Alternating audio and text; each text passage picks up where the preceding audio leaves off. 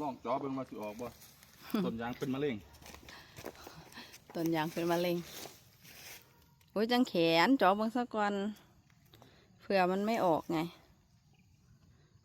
ยุ่งกับหลายโอ้ยุ่งกัด เพราะว่ามันต้องมีแหละครับว่า เขาเถาะยุ่งกัดเขาแบบข้าว เขาบ่มีเลนมีเลนบ่ มีจ่อเบิ่งก่อนจ่อใส่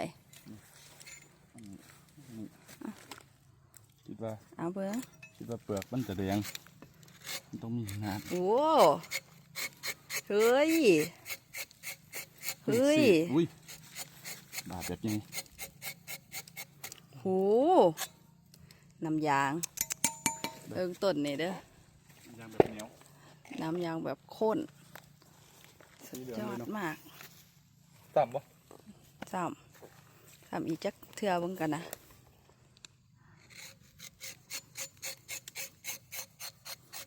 สั่งในบบอาดเลย เฮ้ยไหลหอดจักมีดเนาะ